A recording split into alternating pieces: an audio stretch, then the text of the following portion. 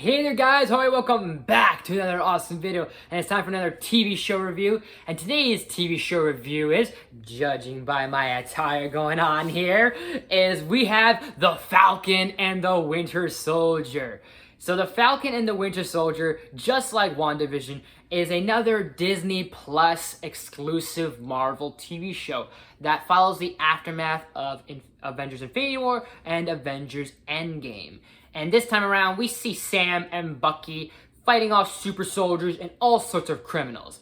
So, I don't remember the name of the director of this show, but I think it's Carly something or Kari something. I can't quite remember. But I do know for a fact that this was definitely produced by the Russo brothers. And you definitely get a feel of it from how the Russo brothers' sort of style is. And it has that same sort of action, thrills, and humor that the Russo brothers provide. So since I'm going to be talking about the first season and the entire first season of Falcon and the Winter Soldier, there will be a spoiler warning up here. So you have been warned. You can pause the video, go watch it, and then come back and unpause the video. I'll give you guys at least a couple seconds so we can then do that.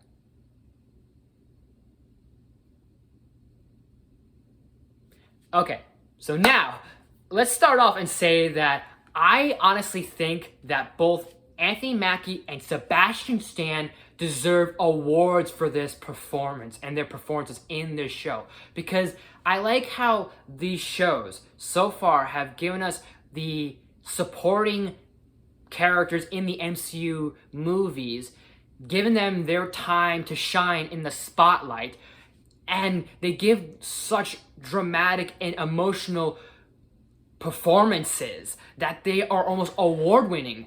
And that also applies to Paul Bettany and Elizabeth Olsen for WandaVision. But let's get into Anthony Mackie as Falcon and his progression as the character.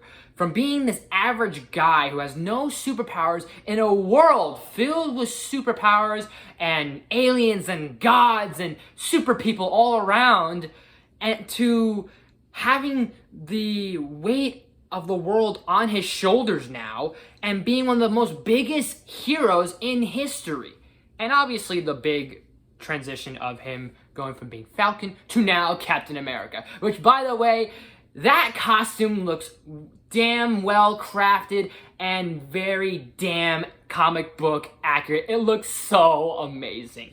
And then we have Bucky and him and his struggles and trying to wrong all that he's done and trying to find acceptance from all the mistakes he's made as the Winter Soldier, and while dealing with his inner demons.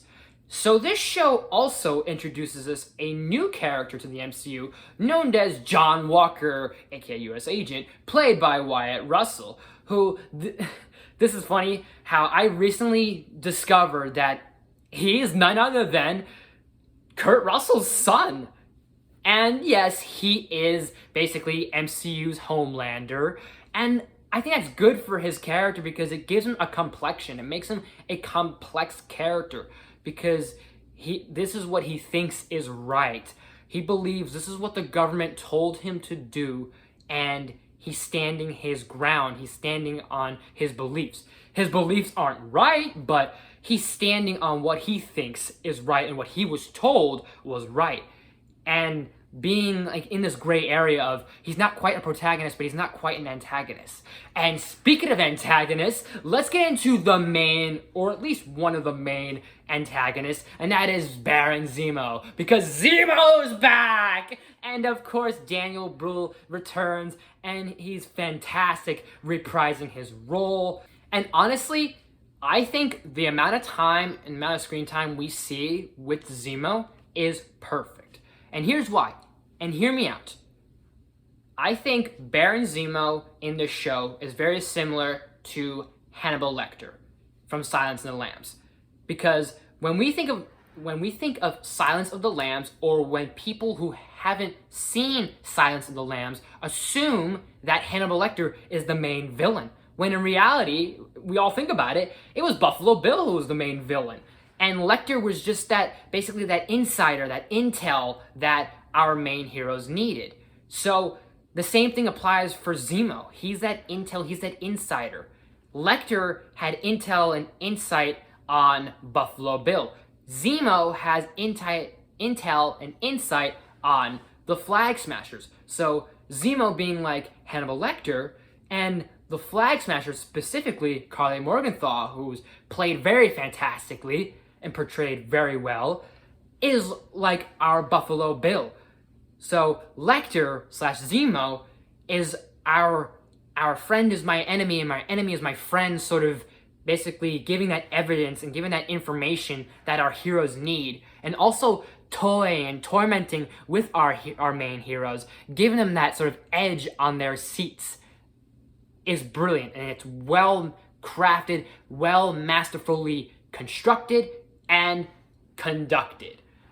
So we now move on to, we're done with our villains, and let's get into a very different character, which is Isaiah Bradley. And he is definitely different in the sense of, he is just, yeah, he's your bitter old man, but he has a different perspective on the world, and it's a very negative perspective because the stuff he's been through and what the world kind of treated him as. So for him being treated so negatively, when you see his outlook change, it's so dramatic, it's captivating, it is very emotional. I almost cried at that scene during that memorial that Sam made for Isaiah Bradley.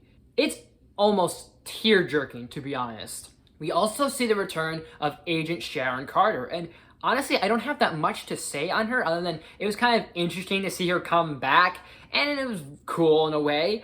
And also, most notably, they make her the Power Broker, which was this was big buildup of this mysterious villain, this mysterious character, kind of working around in the shadows, has a big reputation in Mandrapore and all this other stuff, and it's revealed that it's Agent Carter. And you know, the internet sniffed this one out way before any of us could catch up, or at least for me to catch up. Because the moment the internet said Agent Carter as the Power Broker, I was like, maybe? I was like, I guess it makes sense. And rewatching it a second time, I kind of do get vibes of she has like very like shady, shadowy, like, I guess, appearance and almost personality to her that you kind of do feel, yeah, maybe she is a power broker. But the internet sniffed that out before any reviewers could ever figure that out.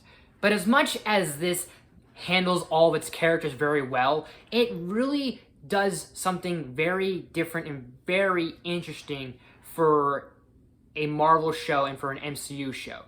And that is the topic of labels and being called things like things like a revolutionist, a terrorist, a refugee, all these labels of racism and political stuff going on, that it's a very tough conversation, and it addresses that conversation.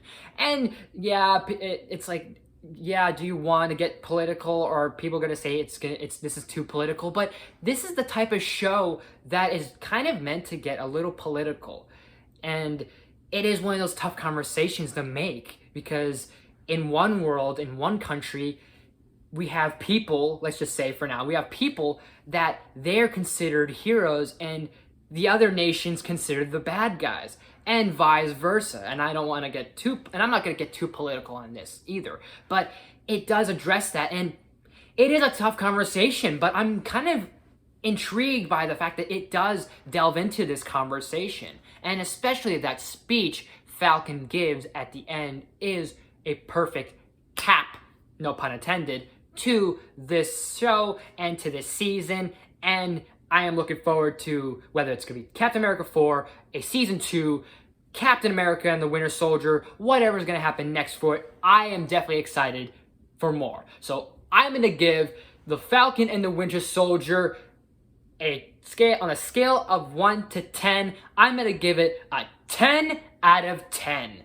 So, The Falcon and the Winter Soldier, have you guys seen it? What did you think of it? Did you like it? Did you hate it? Let me know in the comments below. And as always, guys, thank you so much for watching. If you like this video, please smash the like button. If you're new to my channel, please subscribe. I do awesome videos every day and every week. Make sure you're ringing that bell. I'll be doing new videos every day and every week. Share the video with your family and friends, all that good stuff and more. Leave some suggestions in the comment section as well. You name it, I'll look into it. I've kind of been off a little bit here and there, but don't worry, I'm going to pick up more with also the other content coming your way. I might do a live stream maybe this week, or I might be doing, well, I'm hoping to maybe do a live stream possibly sometime later this week, or maybe a live gameplay, whatever you want to call it.